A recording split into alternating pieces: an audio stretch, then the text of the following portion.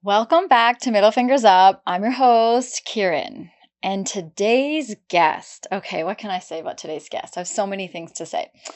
Today's guest is someone whose story and kitchen I have had the privilege of stepping into. Shuraya is a Bengali home cook. She's a mother, she's a wife, she's a daughter, she's an immigrant, and she is a storyteller. She's not just teaching recipes, she's inviting people into her home, creating a space where culture, healing, connection are passed down one meal at a time. But this kitchen wasn't just born out of love. It was also born out of loss. After the passing of her father, cooking became a way for Shuraya to reconnect with her roots, honor his memory, and find joy in the middle of grief. Also, her story does not stop there. Like so many South Asian women, Shuraya has spent years navigating careers, workspaces, motherhood, all while living with undiagnosed ADHD, something that has showed up in ways she couldn't always explain, she couldn't really put language to, and now she's finding that language and she's learning what works for her. And what I love the most is that she's also sharing this knowledge with her community. Somewhere along the way, she had hit her mid-30s and she has given herself permission to slow it down. So to take that longer shower, to build that skincare routine, and just to stop apologizing for the need to rest, just to go for it and do it. And that's something many of us, especially immigrant women, especially mothers, especially daughters, we're all still learning to do without guilt. So today we're talking about food as love. We're talking about grief as a fuel for creativity, ADHD as a lens into our work lives, and self-care as a survival. And how in the midst of this give, we have to find space to give back to ourselves. So Shuraya, welcome to the show. I've been counting down for this conversation. How are we doing today? I'm doing wonderful, Kiran. Thank you so much for inviting me as a guest to speak at your podcast. It's awesome to really have a space where you can advocate about mental health, and not just mental health, and even like the shared stories and life in general. I feel like us as friends as well, like we do touch up on topics, but being as a mental health advocate yourself, it gives me that voice to kind of share my insights and my like the knowledge and the wisdom that I have. I'm only 36, but I am so ready to look forward and to head straight with the greatest confidence that I've ever had in my life at this point in life. So thank you for giving me the opportunity to speak, and I'm super excited. See, everyone, like you know why I love her. You already, just by what she said, you get these warm fuzzies. And from the minute I've met you, just the connection and the ease you bring into the space that we're in. So I'm so grateful for this. I'm glad people get to meet you, and people that know you get to also learn maybe a different side of you or something they don't know about you. So should we do it? Should we get into it? Of course, yes. All right. Okay. Well, let's do it. Okay. So I had mentioned in the intro, also, actually, before we get into it, is there anything that I missed about the intro that you want to add, and another hat you wear or something you want to throw in there?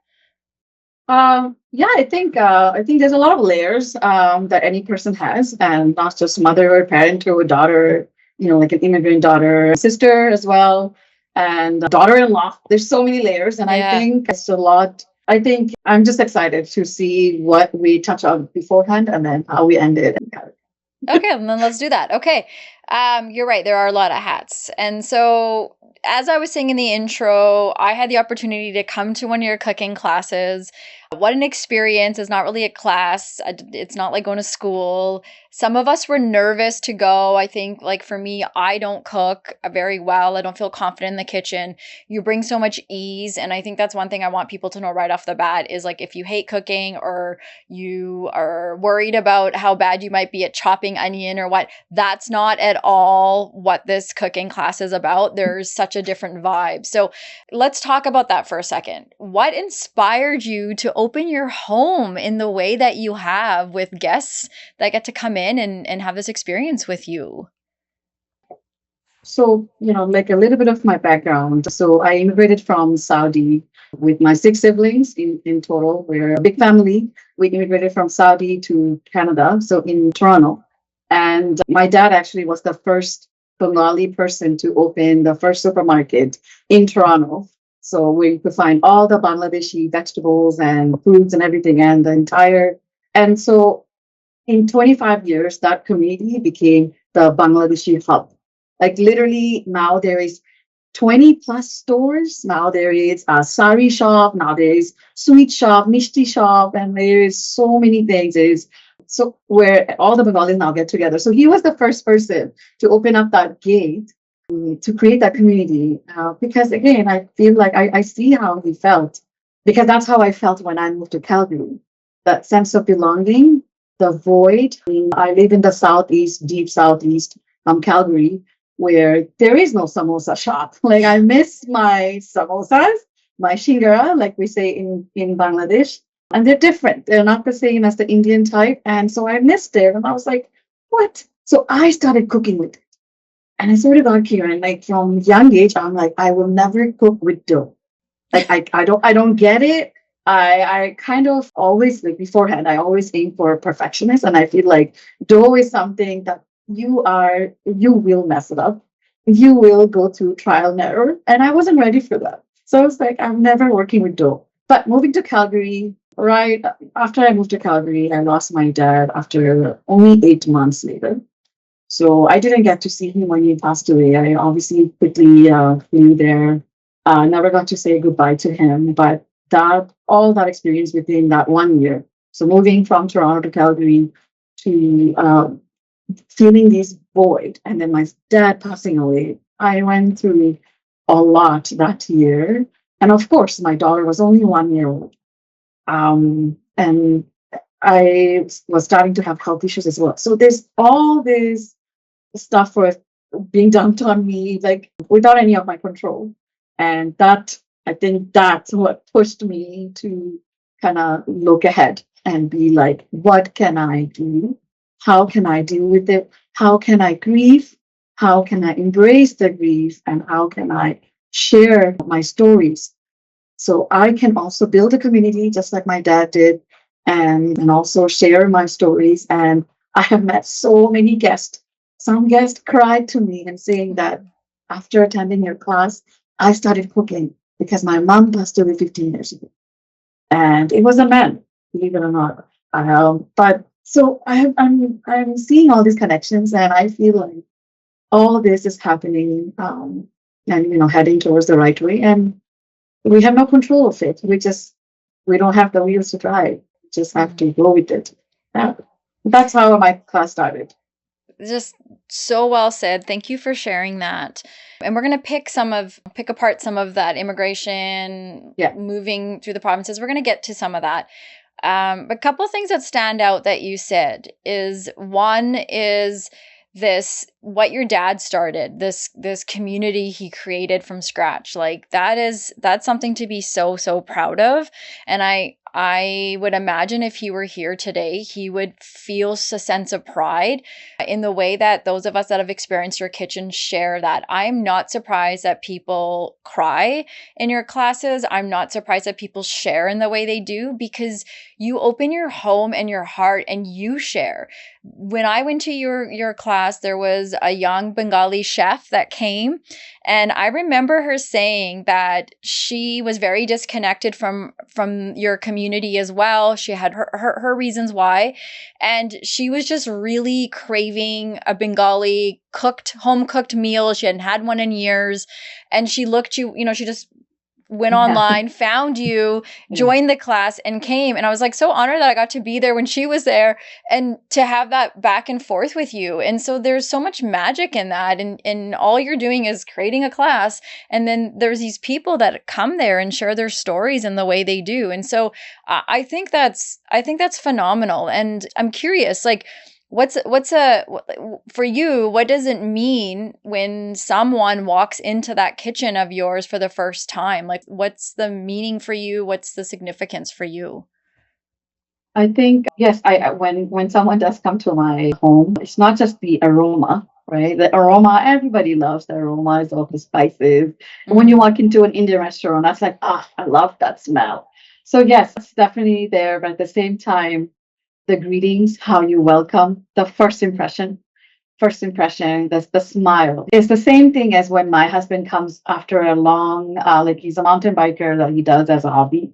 And when he's coming after 6 hours, I greet him with a smile. I try to greet him with a smile because at the end of the day, everyone goes through, like, I don't know what that guest went through the day before. I'm not going to assume well, they're having the best life. I'm here to create a space where they can relax. They can just not worry about anything and simply indulge in delicious home cooked comfort food that they can just simply feast on and take something with them when they go home. And everyone gets a recipe booklet. So there's no excuse that there's no reason for you to not make it. Especially, I have a lot of home cooks coming, right? So they're going with this binder that I provide, and they're like, I cannot wait to cook for my family. And so they're creating memories. So yeah, that brings me immense amount of joy. And again, growing up with a big family, my dad was very well known in the community. During Eid, our door would be open, so every half hour, or every 15 minutes, a family is coming in, eating, leaving, coming in, eating and leaving till 12 a.m. So that's how I grew up. I grew up Yeah. with table filled with feast. I grew up with my family arranging all these food and welcoming them with open arms and people genuinely coming every year without any invitation. So Yeah, I honestly, I know where you live now, and I know that you and your husband freeze food as you showed yeah, us in your freezer. So, yeah, because like, let me tell you, I have never in my life experienced food from Bangladesh, so I don't know what to expect. yeah, And I remember another guest that was there. She was so cute. She was like, I don't, because what you had prepared that day was all vegetarian, and we yes, were full. Like when you say a table that's a feast, that's an understatement because it really was just dishes and dishes.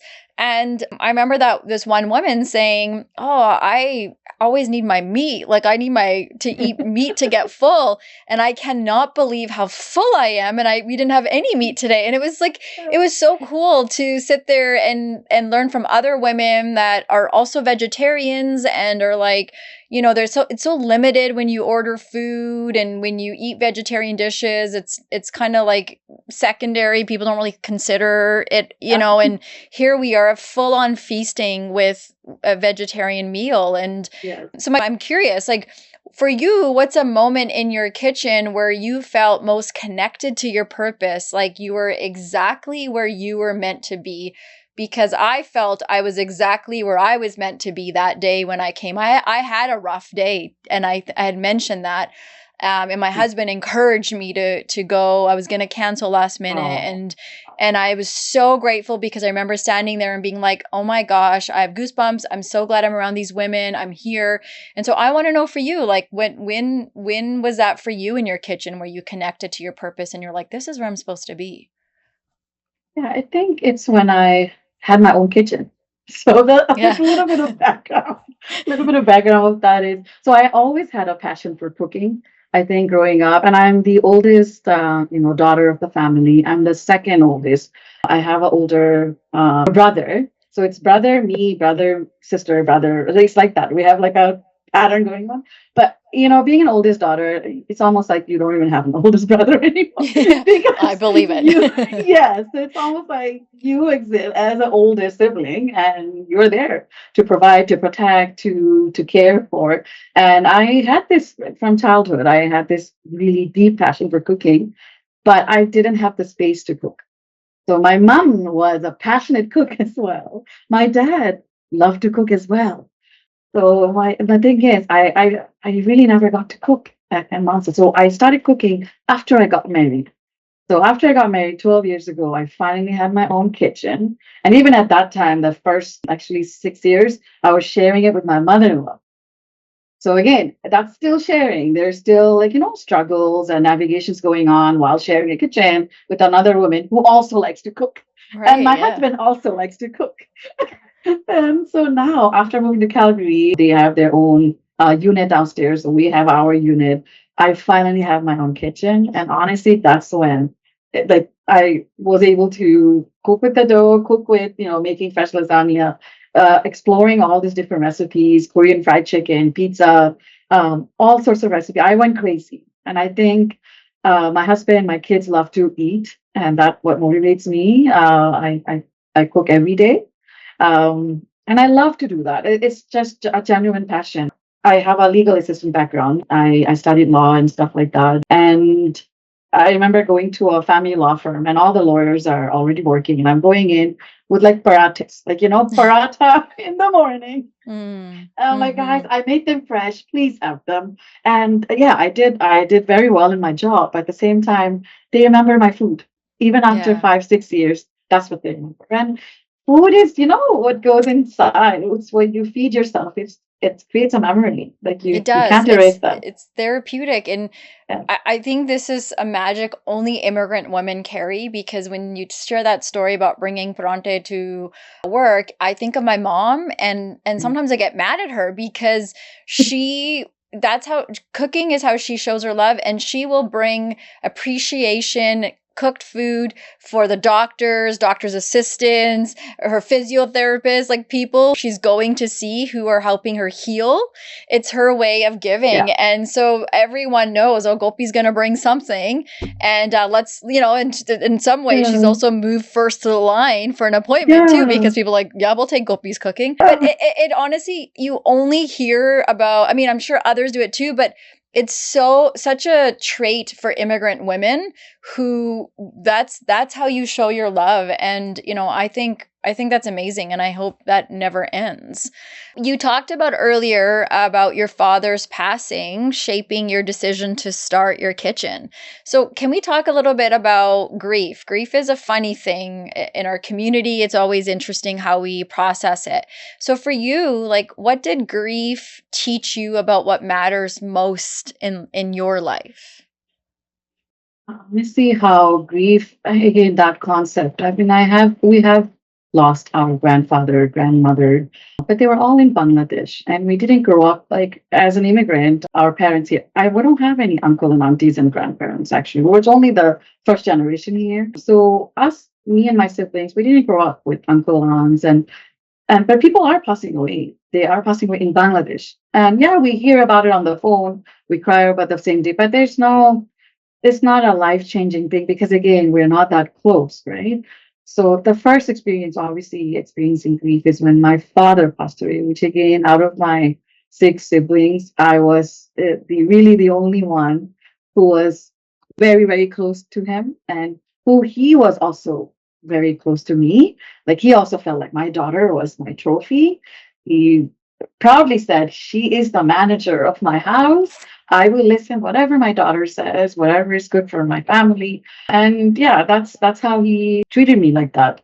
And so after he passed away, it's almost like, yeah, you get confused. You almost go like, okay, next time when let's say I had like an argument with my mom, um I didn't have my dad text me back and say, "You'll be fine.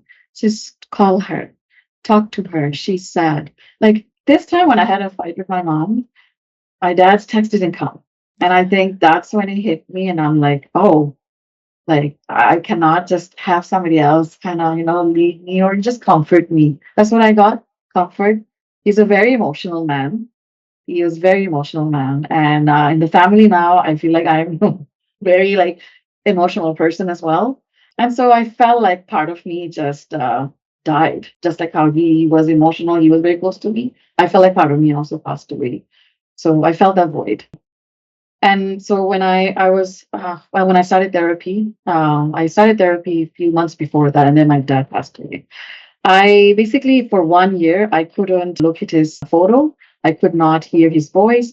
I could not eat the food that he used to eat. Like, I literally, for a year, I did not.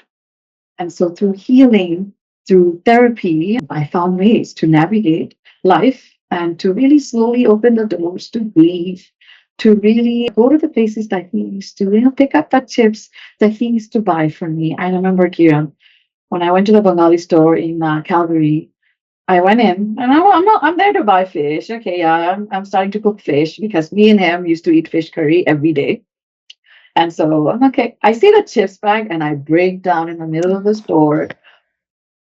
There's so many shopkeepers and they're just looking at me like, oh my God, what happened? Hmm. And again, that's grief. It comes in waves. You don't know when it's going to strike, but when it comes, my other thing is to sit with it, to process it. And it's not something you get over with. It will come back in a month, in 5 years, 10 years, 15 years. It's your dad. Um, you cannot forget that. There's no such thing as forgetting it. It's just about living with it and really embracing it. When you process it, and then what am I going to do next to kind of heal from all this? And that's what I'm navigating my life into. Yeah. Yeah. And I really, really love how you say that it's learning to like live alongside it. And I think sometimes we are mistaken and we're trying to fix it Yeah. and get over it. And when it's a love that's like so worth having, the grief process is just as worthy too. And I think it's an honor that we get to grieve people that mean so much to us. And it's definitely maybe not that sort of feeling in the moment because it's heavy and it's hard and you're Yeah. breaking down and we're losing control. But when we do sit with it, I think, yeah, we acknowledge how grateful am I that I get to be so emotional or feel Yeah. this, like I had that kind of love in my life. And so I think what you're doing and feeling, your grief through this creativity and this connection with your dad with cooking, it's such a powerful way to process that. And it shows up because even when we were in your cooking class, you shared a bit of that with you, but what it really did was, like you're in the driver's seat, you're sharing bits and pieces, but I can see what you're doing is you're also opening doors for other guests to feel comfortable to either sit there in silence, but also share theirs. And when you openly talked about your, how you started this cooking kitchen, it was really, really cool to hear some of the other women share their own grief stories. And Yeah. grief isn't necessarily just a death, it's a Mhm. loss, and loss Yeah. happens in many different ways. And all the women talked about something that they were grieving. And it was so powerful It that is. because It is. you did your work and acknowledged what you were doing, you were Yeah. able to let 8 other women, brown women, in Yeah. that Yeah. room have a moment of their own that I'm sure we all walked away with something more than just a recipe at the end of the day. So I Yes. think I Yeah. think thank you so much for you created a therapeutic space. It's therapy without having to go before a therapist, right? Talk therapy doesn't Yeah. necessarily work for everyone, but what you did was encourage people to want to share and talk. How Yeah. is that for you when you hear this? It makes me very happy. I really feel the gravity of sitting because grief is lonely. It is a lonely process. You are supposed to grieve on your own and then grieve together. You have to process it on your own. But there's a lot who don't know how to process. So when you finally kind of show ways to process, other ways to process, so when you hear someone else is processing it, subconsciously, actually, you're also processing it, believe it or not. And then when that moment, that wave comes to your life, you think about it again. Oh, wait. Yes, I'm going to sit with it today. I do feel like that's That's the purpose of my life, Kiran. If I can help anyone collectively and just in a shared experience without having the focus and the limelight on them, that's amazing. They were comfortable. I was comfortable. I wasn't pushy. They didn't feel like obligated to share. It happens naturally, and that's my goal, to create a safe space where they can do that. Because where else can you do Yeah. that? Right? Where Yeah. else can you do that? That's Yeah. so true. So is there anything on top of that that you would hope your guests walk away besides with a new recipe? If you could have your way and you knew they all left, what would you hope they left with? And I laugh because I tell them, hey, now you have a recipe. I will wait for my invitation. Oh man, okay, shoot. I gotta tell my husband to learn it so that he can we can invite you. No, no, of course, because it is, a lot of people have told me, like, no, Shuraya, like, I know you share and stuff like that, but it takes a lot of courage. It takes a lot of courage to also do what you do. It's And true. yes, confidence is a big, big thing. Public speaking, also, right? It's a big thing. And I feel like, I just want them to go out with their stomach stretched out and Oh, also unable to walk out of my home. that's a given for sure. And just take away that memory, and then come back, right? Like Yeah, I don't cook the same thing every class. It's completely different to what I cook. And my class is all sorts of meat, right? Lamb, chicken, shrimp. It's not just vegetarian. So come back, you see my class. You're always welcome whenever you are available. Yeah. there was a woman there, and that was like her second or third class that she had attended. She had been Yes. there a couple times before, so I think you're Yeah. absolutely right. People do come back. I have. So what's a fear you had to work through when you opened your home to strangers? I think, yes, my mom and dad, both of them said I'm like a fearless tigress. They're I like, believe it. this woman doesn't have any fear. And that you could interpret that both ways. Like it's a bad thing for them that you're not fearful, but it's also a good thing for them. But I think more than the fear, there was struggles because of my ADHD.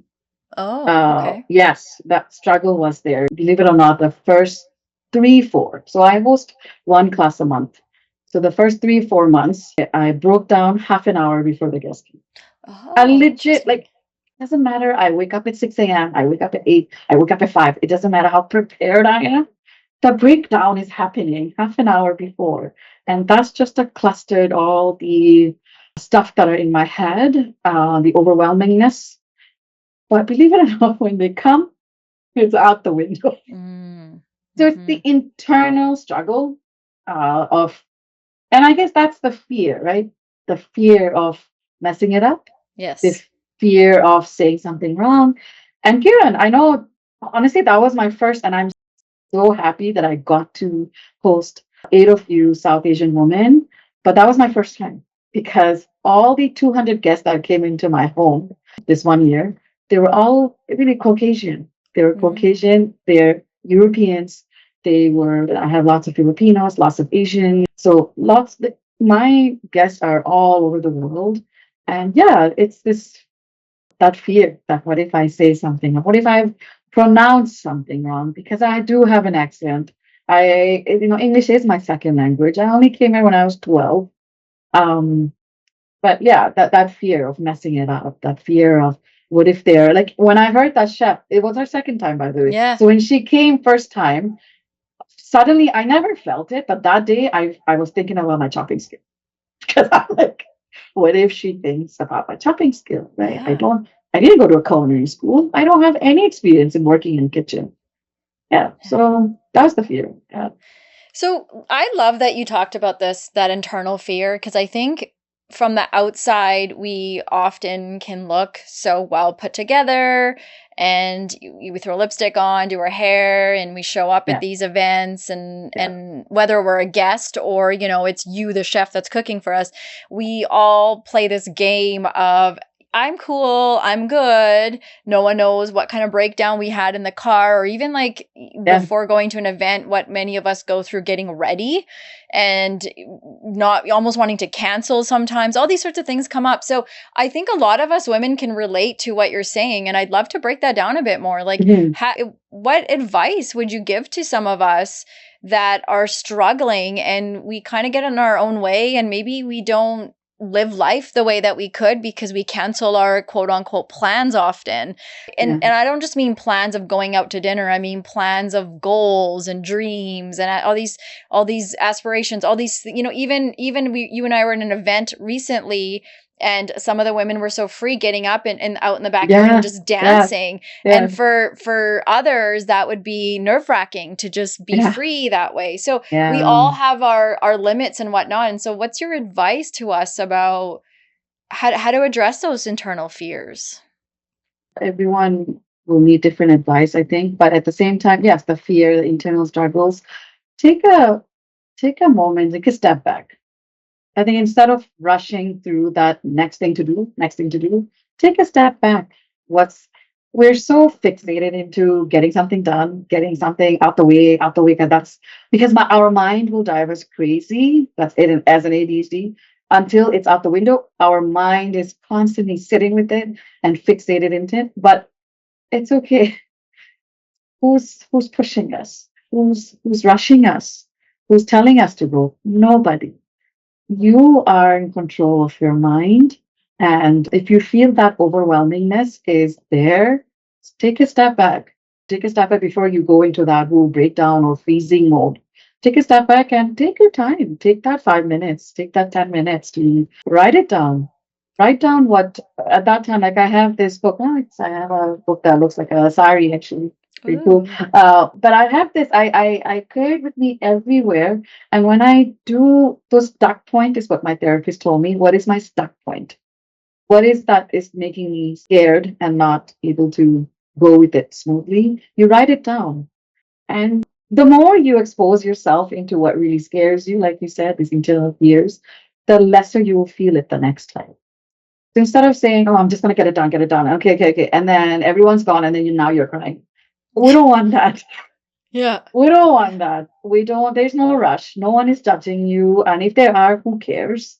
You are your own judgment. Carry yourself with confidence. And that only really happens. That confidence really comes when you sit with your weakness. Like, admit, embrace your weaknesses. And no one is perfect. No one is rushing you. So I think that's what the first step is. And then you will do wonderful the next event. Yeah. Mm. I love everything you said about that. And even if there's people listening and they're like, no, well, that doesn't work for me. I think the challenge really then to you is we're not really that unique when it comes to our how our brain works. Our brains work very similarly, and you're talking a lot about how we live in the unconscious, and our majority of our time we are in, and you had mentioned it too, in the unconscious. And in order to bring something to the forefront, it's exactly what you said, is say it out, write it out, Mhm, mhm. because then the brain recognizes it instead of Yes. Yeah. living in that limbo. And Yeah. that is very, very therapeutic and very, very helpful. And so I love that how you talked about it in just like a scientific way, even that, yeah, it is for Mhm. everyone. That is Yeah. exactly what our brain needs. And the thing that's helpful here is to hear like a South Asian woman like yourself who's also experiencing it talking about it. And I think that we live in so much of the stigma of, Mhm. well, I won't share my problems because you're all doing well. And I think we're all just Mhm. dying for someone to say, hey, I'm struggling. Obviously in Mhm. a safe space. We're not looking for Yeah. auntia that want to gossip and talk badly about us. No, We're exactly. breaking those barriers. We're not those auntia. We are a Yeah. different generation of auntia that Yeah. say, hey, come over here. Let's Yeah. talk about it. Me Yeah. too. Let me give Yeah. you a hug. That's inspiration. I want to do better. You want to do better. That sort of thing. So you talked about coming down, immigrating when you were 12 to Toronto and then moving to Calgary. And I'd love to talk a little bit about that because you even mentioned about your English and sort of the struggles to maybe, I think, feel connected to Canada. Can we talk a little bit about your journey? You shared a little bit about where your story began in the beginning, but Yeah. how was adjustment? How do you as an immigrant woman explain your experience to your children who are born in this country? And so Mm. what's that experience been like for you, and the good, the bad, the ugly? Yeah, it was definitely ugly. It was definitely ugly. I mean, I cannot having two kids right now and thinking about them being born here and everything, thinking about shifting to another country with a completely different language. I'm thinking, wow, what kind of emotional that's going to be a trauma that they will talk about with the therapist of Yeah. moving to another country because they were so scared. The unknown really scares you. And as much as us siblings, were brought to Canada to have a better life, because of course that was the main reason why our parents decided to move here. And the intentions and everything was right, but at the same time, they were also living the first time. They were also the first parent, like first time being parents, first time navigating life, and again, different language. There was a cultural shock as well, because coming from Saudi, where you were wearing hijab and burqa from head to toe, to coming to a culture that is completely different, our parents actually go through cultural shock Yeah. so much that the fear makes them think that they need to just create a community where it's only Bengalis here, and then you have Pakistani making their own community, and then Yeah. you have Chinese immigrants into one community, and then you have oh yes, but then when we came to Canada, thinking I'm studying in high school, and see that's the thing. I always had this curiosity into why it is what like why was my curiosity. I have a curious mind, and I would always say I keep reading in the book. Toronto is a multicultural city. Toronto, but they're all segregated. Mhm. I mean, I don't see Chinese coming into the Bengali community. I don't see Indians or Bengalis going into Chinese community. So this segregation only happened because of that. Again, our parents coming with that fear, with the best intention, but they did have that fear that fostered a segregated community where us kids, where we went to school with all races, suddenly we're facing bullies. Suddenly, I mean, I was heavily bullied in high school and middle school. Like I had boys. I used to wear hijab. Boys would just walk behind me and drag my hijab down. I have had girls push me to the toilet just because I spoke my language with my friend. I did grow up with a lot of being bullied, and that's what it is. It was tough, very tough while learning a language and also acing your school because parents expected they had such high expectations. You had to get an A plus. I had 98. My parents were still not happy. They're like, "Where's the 2%?" Yeah. Yes. Yeah. Right? That Where two is it? percent. Yeah. Where is it? So instead of being grateful, it was more pressure. Right? There was the Mhm. pressure, immense pressure.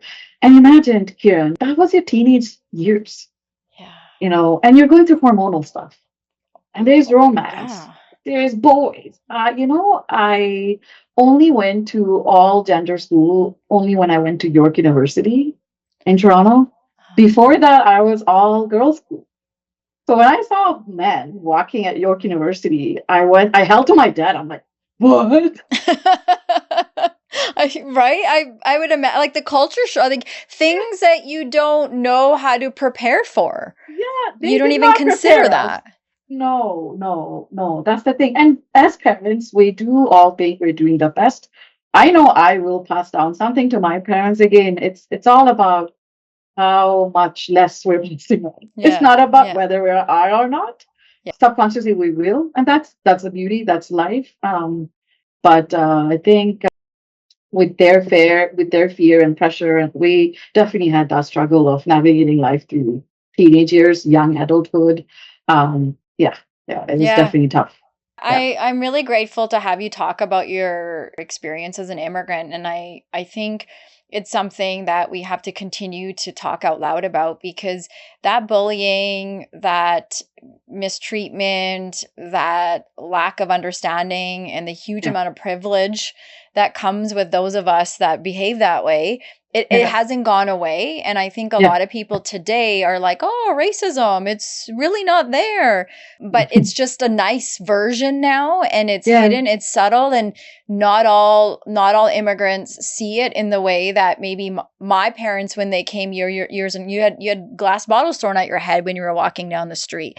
Yeah. People aren't doing that anymore.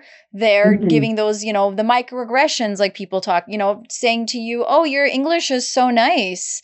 Good for you. And you're like, oh, thanks. That's a great compliment. But really, it's like, excuse me, that's not at all a compliment. And I think we have to understand, like, that segregation. Sure, every community that came in wanted comfort and did that. But I also feel like that's just the way that North America is set up, and there's Mhm. going to be this divide, and we are a Mhm. global majority. There's more of us Mhm. people of color, and if Yeah. we can start to understand, like, we are going through such similar life experiences, and Yeah. sure, you want to live in on the block of people that look like you, absolutely, but also it's okay to go to each other's communities because we have a lot in common. Yeah. And I wanted to ask you your opinion, because I'm Mhm. curious about, I've been thinking a lot about this. Like, as you know, I'm born and raised here in Mhm. Canada, and I'm going through my whole anti-racism of growing up wanting to be white. And so now I've been putting myself in being invited into spaces where I get to hang out with a lot of immigrant women that are South Asian. Yeah. And I'm curious, like, sometimes there's this gap between Yeah. Canadian born South Asian women and immigrant South Asian women. And I've been very curious about it lately. I'm now seeing my role in how I used to view myself as a Canadian born Punjabi girl Yeah. versus an immigrant coming in. And it Mm. was very, very privileged mentality where I'm better, my Mhm. English is better, I'm Mhm. educated. It was very much of the Western white supremacist kind of way. Yeah. And lately, I have been invited into spaces where it's majority immigrant South Asian women. And I've had the privilege of experiencing being the different one, the Yeah. one that can't read the decorations that are written up, the Yeah. one Yeah. that women will be like, oh, you're born and raised here. Like, this Mm. tone of, you're not really one of us. And I'm sitting with it because part of me's like, oh yeah, why wouldn't I have to I should experience that. And then part of me's like, it's kind of cool to see other immigrant women like rising and having this Yeah. confidence. And Yeah. because my mom and a lot of my aunts didn't have these kind of spaces to go Yeah. into and celebrate being immigrant women. They had to Yeah. assimilate and be Mhm. less immigrant in every way. Mhm. And so my question is, like, what do you think is creating this divide? And do you see how we can sort of bridge it and bridge that gap in a real meaningful ways? Do you have thoughts about how we can acknowledge it and come together, or, like I said, bridge that gap? Yeah, yeah, no, for sure. I think at the end of the day, we're all humans, right? I know, even like I said, like for example, when I went to the Bengali store in Calgary, and when I told the shop, like the man who owns the shop, the owner, I told him how I offer this curry cooking classes in a Bangladeshi style. Here I am expecting like he's gonna be so proud of me, like how my dad would have been very proud of Yeah. me. But like I'm sharing with this uncle, like, and he's like, they want to eat that. Yeah, He's interesting. Yeah. like, they want to eat our food. So again, where is that coming from? It's coming from an assumptions. And assuming, as a human, honestly, we hold a lot of assumptions in our head of each person that we interact with. Whether we have talked to them or not, it doesn't matter, but we already hold these assumptions and we sit with it and we hold it. And sometimes because of that assumptions, we'll never approach that person, right? So maybe getting rid of that whole assumptions idea that, oh, they're brown. Okay, that means that's all they eat. Or like, oh, they're white. Okay, they wouldn't understand. I think it's about really sharing their stories, being into the gatherings, like how you have bravely, involved yourself into the South Asian communities now, like Ninja Naris. I see you there now almost all the time. That is for your way of really embracing rather than sitting at your home and assuming that's how the other woman might have felt about it, or they Mhm. might have thought about that. Maybe they think I'm that. Instead of assuming, honestly, just share your stories. That you don't have to be one of them. Just share your part of you out there, Mhm. and you will have no idea how many will connect to you like a magnet. Like it's just about, instead of assuming and sitting with it, it's about just sharing the stories. And I found out, no matter, even if all my guests are Europeans or Caucasians, they are at the end of the day, I feel like we're all similar. Yeah. We're all Yeah. here navigating life. I mean, even they're telling me how, you know what, the other, like I have this woman, she's so lovely. She's in her 50s and she's come to my class 6, 7 times. Oh. Yeah, 6, 7 times. She's like, she's white, but she's like, you know what, Shuraya, I wish I was brown. I wish I Okay. was white. My friend who's Chinese also, and she said the same thing. Like, I wish I was brown so I could also go to Ninja Naris. So she's like, I wish I was your friend so I could just come and like talk in your language, because your language has so much love. Like Mm. your food Mhm. tastes so delicious. I grew up with eating canned food. Yeah. So here she is finding. So again, it's that finding that joy, the love, the good things of, and then kind of holding on to that. And I think Yeah. that only happens after you opening up and Yeah. also letting them also come in your space as well. What's something you hope for your children to take away as they're growing up in Canada, born and raised, and you shared your own experiences. Like, what are you hoping to see different for them? Um, to be like, it's okay if you don't understand something. For example, like I know my daughter was the only, believe it or not, at the preschool, she was the only brown girl. She was the only brown girl. Everyone else was, and I don't ever want, sure that the skin color is there. I know that thought will come into their head because, again, children are curious. Children will ponder about the idea. Someone will point that out and Yeah. say, hey, you're a different shade. Instead of, I want to, first of all, before they even get to that, I want to create a space, because I don't have no control of that, right? But Yeah. I have a control of creating my space and my bubble. And I want them to be open enough, or me creating a safe enough space for them to come to me with curiosity and ask that, what does that mean? Yes. And instead of sitting alone with shame, instead of sitting alone, because I know when I felt that, I had nobody. I could not. When I got bullied like that, I did not have my parents' support. If I told them, they would have been like, just suck it Yeah. up, like Suck it up. Yeah. something, right? Yeah. Suck it up, leave it. It's okay. You're graduating this year. Yeah. Push. Well, yeah, push through, but it doesn't work that way. It No. carries through your adulthood. And I think, I'm not a psychologist, but I think I'm well equipped when it comes to understanding that childhood trauma, or even those little like feelings that you have, need to be addressed. My son does go to therapy when he became 6. He doesn't express as much, even though I have created space. But again, kids have their own ways, right? He also lost his grandpa, which he was very close to, like my dad. He went into his funeral. So, but he didn't share, even though I cried in front of him and I told him, listen, Cheyenne, I'm right here for you. You can tell me, but he didn't. But when the therapist asked him, draw me sadness, he drew a graveyard. For him, that's sadness. And that, when I saw that drawing, again, we all are, we all should work towards providing that safe space for our kids, because they are our future, right? They're our future, and we need to really pay attention. We need to create that space where, if the student did say that to them, my daughter should be coming out, and she does. Oh my goodness, Kiran, her curiosity, There you go. her level of questioning. Good. If she's confused about something, why? Like that question, why? I don't go like, stop asking me why. I said Yes. so. I don't do that. Why? I'll tell you. And if I don't have the time, or if I don't know, I will say, Mama doesn't know the answer yet, but let me find that out for you. And confidence. So here you have a fear, but then you provide them with the tool that next time when they do come across the same interactions, now they're confident enough to say, hey, I didn't like the way you spoke to me that day. That hurt my feeling. And if you continue, I won't be your friends. So it's these kind of tools to give them.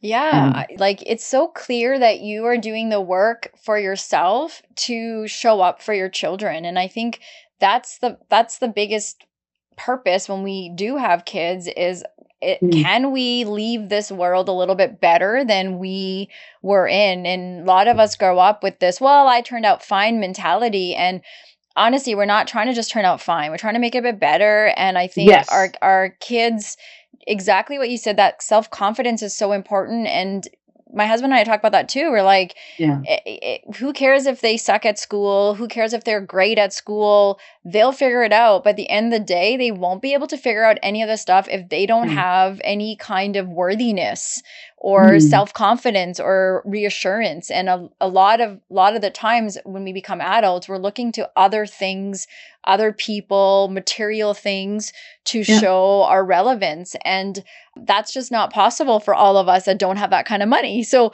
yeah, how do we really show up with mhm, confidence? And I think the key is it's got to start young. It's got to yeah, start with, like you said, opening the door to allowing yeah, them to feel the yeah, things they're feeling. And a lot of times our community, we try to protect our kids and it's okay, you'll be fine. But the best protection is doing what you're doing, which is saying, let's be curious about it. Let's talk about it. That's protecting your kid versus telling your kid it's they're fine, don't worry about it. And so I mm-hmm, love that you are creating that kind of environment for your children. You mm, mentioned therapy. You've mentioned you've gone to therapy. You've mentioned now your son has. So mm-hmm, let's talk about that. And maybe mm-hmm. where we can go right now is ADHD. Can I ask you about your experience, like when you first realized that was part of your story? I think, yeah, again, I didn't know about that ADHD and stuff like that, but I think it really when I had to see a psychiatrist for my mental, issues, because I did have, again, my history, I have a very heavy, very heavy traumatic history, and that is even prior to immigrating. So from young, I have very severe childhood trauma, and of course, on top of that, immigrating, on top of that, being bullied, on top of that, navigating marriages, and on top of that, my relationship with my mom, and all that kind of, and then obviously going through two childbirths. I think I reached a breaking point where I almost wanted to like I didn't know what to do with my head, my body, all these jolting. My body was physically reacting, like physically telling me to, I can't continue like that. I almost had a brain stroke actually before I had the class, a year before I actually started the class. And that was, I think, because of just letting my body go, go, go, go, go, go, go, and again, ADHD, right? And it starts being fixated, being that whole concept of we can't sit, we have to do stuff. Because if you sit, then you're considered as lazy, right? Um, Mm-hmm. all this thing led me to go to therapy. And that's when I find out they diagnosed me with ADHD. That, yes, growing up, I worked in 10 plus different kinds of retail corporation from age 12. So I have a lot of experience with dealing with people. 15 years I have experience with dealing with people with all sorts. And I think all those workforce have told me my greatest skill is multitasking. Mm. And that's a trophy and a crown that I shamelessly carried on me. But at that time, I glorified it so much that it drove me to a point where I wasn't getting any task done. Forget about multitasking. I wasn't getting a task done, like a single task done in my satisfaction, right? That's when, and I have two kids. I need to figure this out. So then, yes, after being diagnosed, I learned more about ADHD. It is not a disadvantage. It's how the brain is shaped, whether through trauma, like I do have trauma disorder as well, trauma stress disorder. I do have that. So, with all that, how do I navigate? How do I navigate my passion, my desire to talk to people, my desire to build a better relationship with my mom, continuing to have healthy relationship with my husband, my in-laws. Everyone is great. I have the support, but I am somehow failing at it, task by task, and that's why ADHD have made me realize that multitasking is not really the greatest skill. Um, a lot has to do with the trauma response, right? Because if you're not doing two things at once, five things at once, then you are maybe not worth enough. and you're not good enough. So that feeling of actually not being good enough was deep, so deep inside that I just carried that multitasking strength, thinking that I don't have any issue. It's years of work to really figure out that, oh, I do have ADHD. And yeah, trying to navigate my life with ADHD. I do take medications to slow my brain down. I grew up with a chaotic and unpredictable environment. So what it does is your brain becomes a 24/7 security alarm, even in your sleep. So I thought I had the deep sleep. Like literally, Kiran, like I snore when I sleep. I thought I had the deep sleep. I can sleep anywhere, like I can sleep anywhere and stuff like that. But when they use mechanic something like that, like a device to figure out my quality of sleep, they're like, I slept for half an hour. Wow. I slept for only half hour deep sleep. So this deep sleep, there is, there's like different graphs. So I went through all those tests and I'm like, oh, even when you are sleeping and you feel like you're falling off the bridge and you kind of Yeah. wake up, Yeah. the frequency of that it matters to you. And I was having it quite a frequently. And again, that's trauma response that affects my sleep, which affects my functionality during the day. Yeah. I have two kids to raise. I know the importance of parenthood because I think millennials are the first generation to grasp that concept of parenthood. And even my mother-in-law, when she tells me, back in my time, I didn't have to do that much work. Yeah. Like, we didn't have to talk that much. And I'm like, no, you have to. Yeah. You, Yeah. I married Yeah. your son. You do have to, but you just didn't know. That's right. Yeah.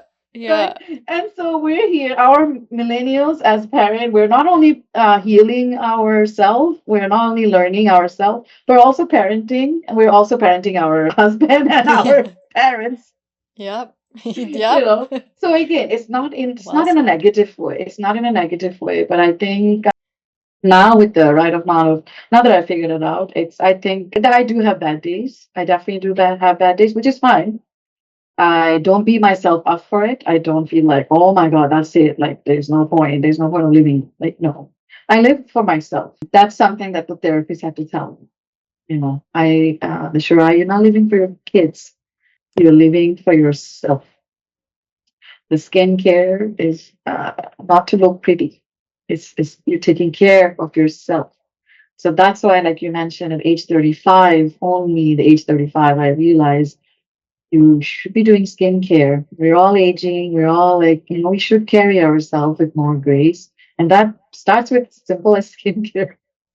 Yeah, it's like just even it like you said, it's not the looks, aesthetics, but it's the from the inside, I'm It's all worthy of inside. this. I Yeah. deserve this. I deserve to care for myself. And I think we sometimes mix the message and we think, oh yeah, I don't care because I don't care how I look. That's great. That's Mm, awesome. But that's not mm. really what it is. Yeah. And we're also not going to the extreme of Botox and stuff like that. We're just No. talking about Yeah. giving yourself that time and to look at yourself in the mirror. Like when did you start looking at yourself in the mirror? Mm. It's crazy. I think Right? I think I still struggle. I think I Yeah. still struggle at looking at myself in the mirror for too long. But it is it's practice, right? Like from here to here, Yeah. and then there's the full length mirror On too. that, yeah, yeah. I'm not buying full mirror length. I do have them at my home because again, I have to. I want my daughter, who's my son too. Yeah. Skincare is for boys and for girls, but I want one. My daughter now pretends to put my skincare on her face. I didn't grow up watching that, Kiran. Right.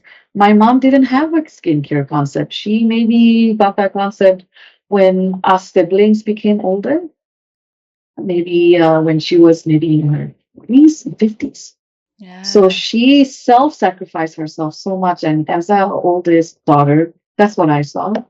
And that's what all the thinking is coming from, right? It is a generational trauma. It's not just, 100%. it's a Yeah. generation trauma. I am a cycle breaker and it will take some time.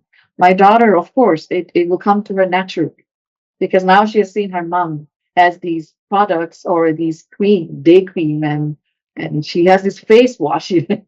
Now she knows, coming back after school, like I have to, she wash my face and go to sleep.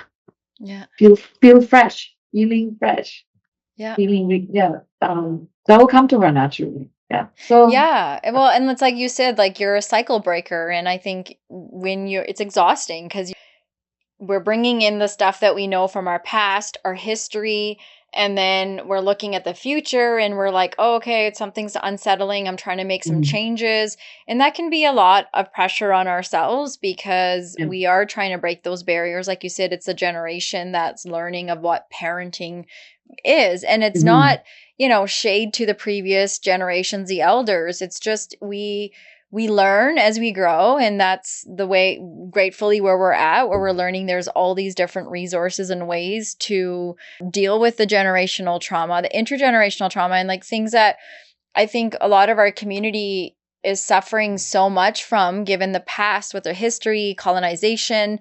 But there's such a disconnect to see how many generations later we're still suffering from that. yeah. And I think our generation is starting to see those things and put labels and names and words and meaning. And even in therapy, there's a lot of conversation about decolonizing therapy now, because a lot of us go to the Western therapists and Mm, Western mentalities, yeah. Yeah. and it hasn't been fitting and healing. And now there's even resources for us to see a racialized therapist, someone that Mhm, looks like us, yeah. someone that we don't Absolutely. need subtitles with. Yeah. Yeah. And I think all those things weren't available in the same way for our elders. So you're right, we're not speaking poorly of that, and we don't Mhm, have to speak badly of that, but we mhm. can speak of it so that we can, help the next generation. I We don't know if have you to want to add acknowledge anything it. to that. Yeah. No, I think, yeah, we have first step is to acknowledge it. It is the acknowledgement is the first step before you heal. You have to acknowledge, first of all. And then second of all, the process of healing starts, right? Then the diagnosis starts. Then it starts with navigating your life now with all these tools that you have. But yeah, what I want to have is I know in therapy and psychology, psychiatrist, um, eh, when I go on social media, there's this tools, Kiran, like the tools, right? You need tools to navigate through life. It's not about getting rid of your anxiety. It's not about getting rid of ADHD. It's about finding the right tools. I think I want to add to that, and I didn't read it anywhere. It's something that I created. This quote is, yes, you need tools to navigate life, but at the same time, you have to remember that we're not a toolbox. We're not a machine. And yes, we have tools, but don't expect us to be perfect now, or we got it all figured out and not make mistake. We're not a Yeah. toolbox. We are getting tools, but we are still human and we will make mistakes. And let's accept that and yeah, learn I that way. love That's that. it. Yeah. I love that, because I think that's the key in all of this is we still have to Mhm. be human. We still have room for error, and as we should. That's how we learn, when we make Yeah. mistakes. And again, many of us grew up not being able to experience those mistakes. There's lots of fear Mhm. based Yeah. growing up, all those sorts Yeah. of things, and lack of stability in these homes. And to now go to the other extreme where there's like you said, a tool, a meme, Yeah. a definition for everything. We can't Yeah. overdo it too. And I Yeah. think in there somewhere we have to also remember, like, our roots, our ancestry, all of that has such a significant therapeutic background. There's so much our own community was Yeah. doing way back when, just like Mhm. planting our bare feet on the grass, Yeah. and how Yeah. grounding that is, and things that Yeah. we're now realizing, oh yeah, that these are the tools that I need to calm my nervous system and to help my, it's so simple. Like I was telling my husband this morning, even just from a medical place, I have all these resources. I have a doctor. I can get blood work. I'm so grateful. Like Mhm. I have, we have our Mhm. medical needs right at our fingertips.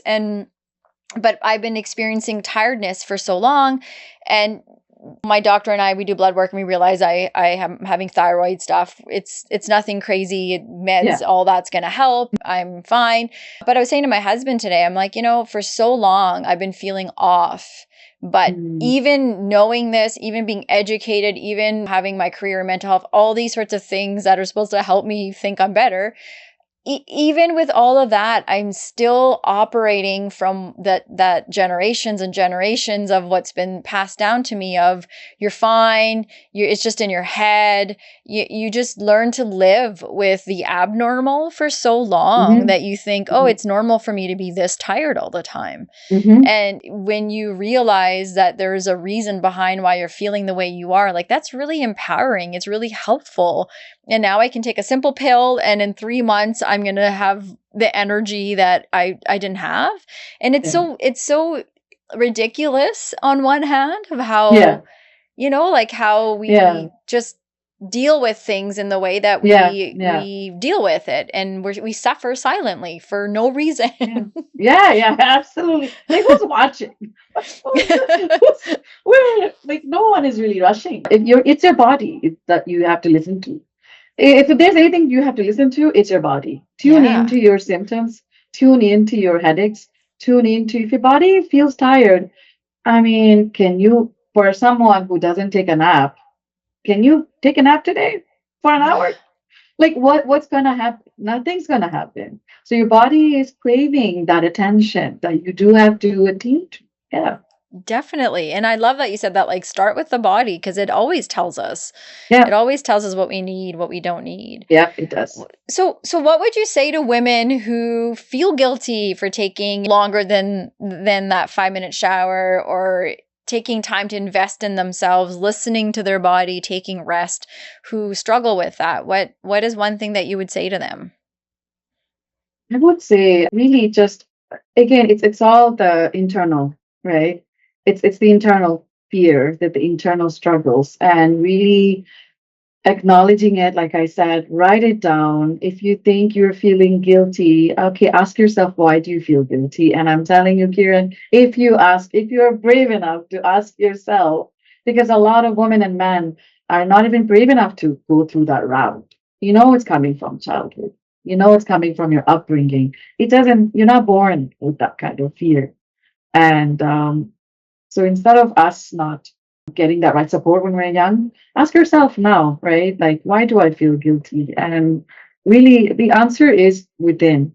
The answer is within. And do you really want to take, how do you feel? Or I would ask, okay, let's say the struggle is taking the 3 minute, but did you have fun rushing that shower?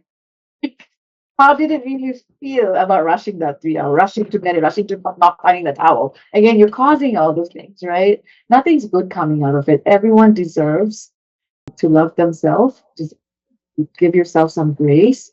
No one is watching you, just you. And yeah, carry yourself with greatest confidence and pride. And it comes by sharing. Yeah. It really comes by sharing your joy, sharing space, surrounding yourself in a space where it's it's going to be discomfort at first. But then we have heard about comfort zone being the danger zone, right? Get out of the comfort zone and really take that risk. With that risk will come 10 kind of connections. Yeah. So just take that step and go easy on yourself. You are wonderful the way you are. You are where you're supposed to be. Mhm. You mentioned going to therapy as well. And so, what about some feedback for people who might be nervous about starting therapy or can't find someone who gets it, quote unquote? What would you say to them? Or finding the right therapist, like you mentioned, definitely a South Asian, or like if you're a South Asian descendant, then definitely find a therapist who's also brown, who's also South Asian. Because before that, I had a Caucasian woman that definitely I did not connect from the get go. Not because of, but it was because of how she was talking to me. I felt like it was just out of a book, not really as a personalized kind of understanding there. And I think with South Asian, therapist now, I see her for 3, 4 years now. She's been great. I don't have to explain what living with the in-laws is like. Yeah, totally. I don't Yeah. have to explain to you what it was like, honestly, to navigate life here in Canada with different languages, and if she just gets it, and that takes so much burden out of you to overshare because going to therapy is already so hard on us, and now we have to like teach, Hmm. explain Hmm. more. That's daunting, right? So you do want to get that. The main goal is to really not getting rid of the anxiety, but to work with your anxiousness, your anxiety, right? Anxiety, we want to navigate life with it. And I think the earlier we realize, the earlier we can again acknowledge it, heal, and then be a better person, learn better, really open up in the space where we want to. Like it really all goes down to what do you want for yourself. And you know what you want for yourself. Because you will say, I want to be more confident. Like, I want to be better. Why can't I speak like that? But there's always like just it all comes with acknowledging why do you think you can't? Because you have everything where you can. It's just finding your voice, finding that tools will take time. And really, guys, like the brown therapists out there in Calgary is amazing. Yeah, I 100%. love them. Yeah, I can Yeah. even share my like the counseling that I go to. I have no problem. I can refer a lot of women there. Yeah.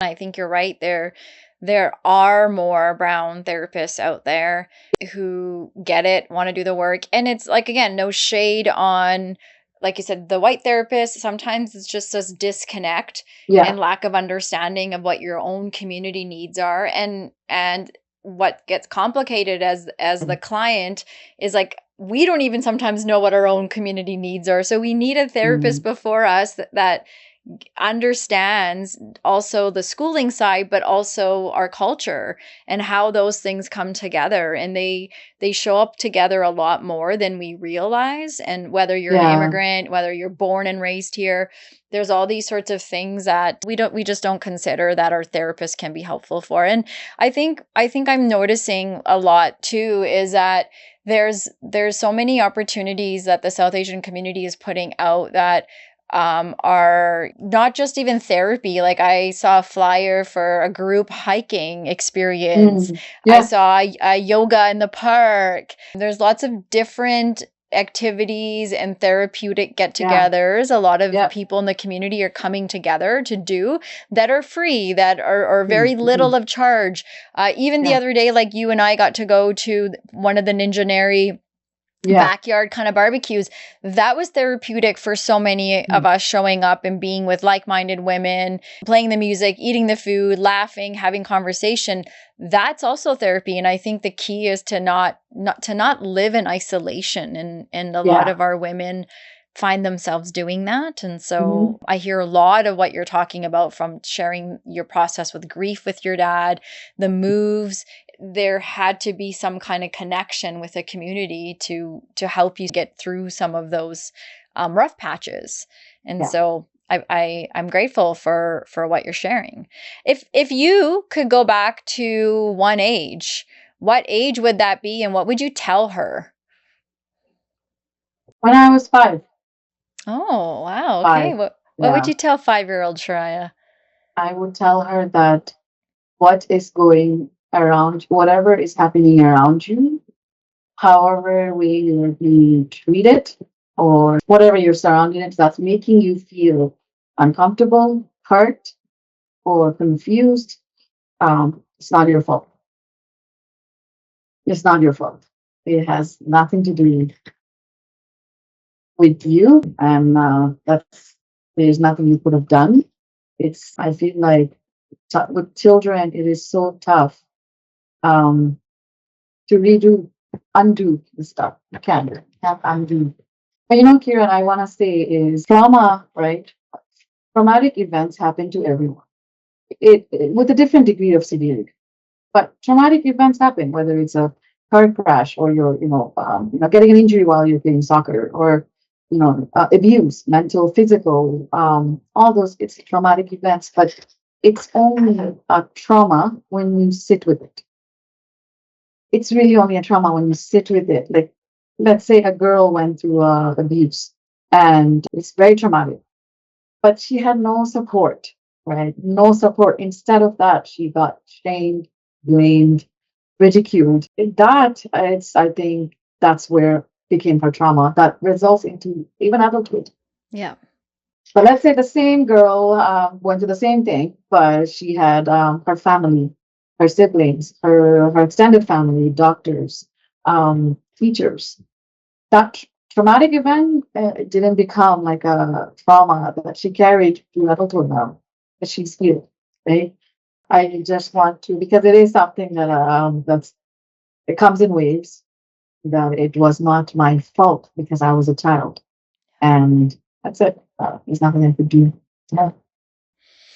I think you put that so well. I think exactly what you're saying is going back and spending time with those parts of us that didn't get the healing and the support that was needed, because you're right, it does continue to show up in how we Mhm. are as adults, if we're parents, how we parent. Mhm. And you're so right. Trauma happens to everyone in all sorts of different ways. It's just what was happening in the environment immediately after. Yeah. And when we can't prevent bad things from ever not happening, but we can choose how we process them. And kids need that. They deserve that. They are, Yeah. like you said, the future. And I think that's an important part of parenting, is like, we're going to screw up our kids Yeah. too, Yeah. but Yeah. can we have a level of awareness as adults around them? And also, I think being able to go back and apologize. A lot of kids don't get to hear their caregivers and adults around them Yeah. go back and say, I'm sorry, I screwed up. Mhm. I didn't Mhm. do that well, and I want to try this again. Like you can save years of therapy Oh yeah. by doing Accountability, things right? like that. Yeah, Yeah. Yeah. yeah. It's You're like accountability, and 100%. Yeah, that's yeah. exactly it. Yeah. So I think, yeah, if you think, if you that's why those women who are thinking of providing or being better, and this is the gift that you give to yourself when you're healing. There's no other thing. It is a gift to heal because everyone deserves to heal. I think healing comes from taking showers more than 5 minutes. Yeah. Yeah, Exactly. There's a reason why we do it. It's not just yeah, because. So when you, yeah. like you said, you spend time with yourself, you learn your own patterns of, why do I keep going back to this thing? Why do I not do that? And it's often connected to unresolved things that happen to us, whether it's in childhood or even in adulthood. And Mhm. I agree with you that we owe it to ourselves to go back and address it, because the bottom line is, it's being addressed, Mhm. and it's being addressed through our body, through our minds, Mhm. in negative ways. Getting diagnosed with heart issues, Yeah, yeah, leg issues, popping yeah, pills, yeah. addictions. That's a huge Mhm. These are huge ways that Mhm. we're treating trauma. So we say we're fine, but all of a That's a sudden coping we're mechanism, right? Yeah, just to survive. yes. Those coping Yeah. mechanisms, they're not permanent. You really Yeah. do need to dig deep and just do that hard work, and then you'll be free. Yeah. Yeah. Well said. Is there anything that you wish, my dear, that I asked you today, or you want to go back and add to or clarify that I didn't? I think you did a wonderful job at giving this opportunity to share these important topics that I feel like every other, even once a month, all adults should tune in Oh, and learn and take something and also implement, right? Like, I feel like it is very, very important. I want every single human being in this world to be free. Now, remember, I didn't say happy. I want yes. them to be free. I want them to be free. And I think there's a quote that I wrote. I have a quote book. I make my own quotes. I should post them on Instagram. I would like to say, like, there's a term in childhood, in children, we say, sharing is caring, right? When they want to don't share, you go like, oh, sharing is caring. You should share, blah, blah, blah. So this phrase actually repeats in childhood and then again in adulthood. So we need to now go back to our adulthood and say, sharing is caring. And children, that sharing is caring came from a materialistic view because they're not sharing their toys, their food. Adulthood, it's deep stuff. It's these stories, your feelings, your emotions, and what's going on. And sharing is caring comes again. It's like a cycle. Yeah. So I think applies to everyone. I'm imagining you bringing one of these quotes and like making it a theme for your cooking Oh, night, and then that's the topic, and then we talk about that. I sure. think there's something there that you should be doing, because you're so well spoken, your heart is so open, and your cooking skills are just like off the charts. Like, you put all of that together, that would just Thank be a you. great discussion to have about, yeah, how do we go back to, even just the topic, like you said, of sharing is caring as adults. We Yeah, all need lessons and reminders of that. 100%.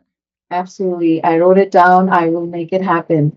Yeah, Thank you yeah, so much, Kiran. That's a that's wonderful your suggestion. call to action, but you also get to give, if there's one thing and only one thing our listeners that are with us today leave with, what do you hope that one thing is?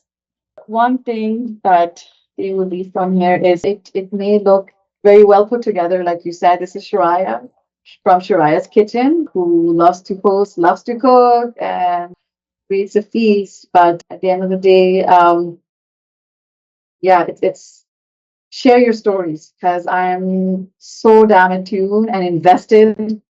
I want to connect. I want to build a community um, of simple, like where people feels free in a non-judgmental way. No one is going to judge each other, and I want to build a community. And I do want everyone to feel this urge, this desire, this whatever void they have, please fill it. And you are always welcome to come to Shiraya's Kitchen. Because I think one way or another, we all have the ability to fill your void. You just have to, yeah, let yourself, I love it. you know. Last two things. One is your middle fingers up, which we'll do in a second. But where can people reach out to you if they want to have the Sharaya's Kitchen experience?